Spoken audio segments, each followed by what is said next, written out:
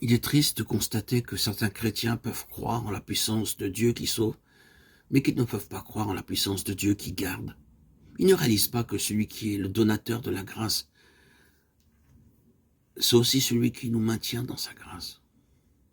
Voyons d'après l'Écriture comment nous, qui avons été sauvés par Dieu, nous pouvons aussi être gardés par lui. Dans Josué 14, 11, Caleb dit « Je suis encore vigoureux comme au jour où Moïse m'envoya, j'ai autant de force que j'en avais alors, soit pour combattre, soit pour sortir et pour entrer. Pour sortir et pour entrer se réfère à la vie de chaque jour. Pour combattre se réfère à la vie dans les circonstances particulières exceptionnelles.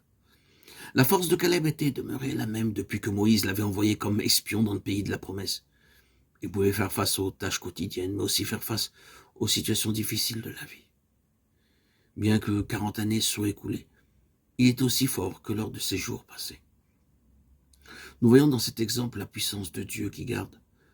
Ce que Caleb était dans la force de l'âge, il était encore à un âge très avancé, il était aussi vigoureux à 85 ans qu'à 40. Il y a une seule explication à cela. Il avait été gardé par Dieu. Nous sommes totalement incapables de nous garder nous-mêmes dans la grâce de Dieu. Il n'y a aucune garantie que même après 5 années de conversion seulement, nous ayons la même mesure de foi que lors de nos premiers pas dans la vie chrétienne. Nous ne pouvons pas, par nos propres efforts, demeurer dans la grâce de Dieu. C'est lui seul qui peut nous maintenir dans sa grâce. Comment Caleb a-t-il pu expérimenter la puissance de Dieu qui garde? Josué 14, 14 nous donne la réponse. Parce qu'il avait pleinement suivi la voie de l'Éternel, le Dieu d'Israël. Et comment a-t-il pu pleinement suivre le Seigneur? Cela nous est dit dans Nombre 13 et 14. Après le mauvais rapport fait par les 10 espions au retour du pays de la promesse, Caleb fit taire le peuple, qui murmurait contre Moïse et dit « Montons, montons, emparons-nous du pays, et nous y serons vainqueurs. Nous pourrons vaincre. Nous pourrons vaincre. » C'est la déclaration d'une personne qui suit pleinement le Seigneur.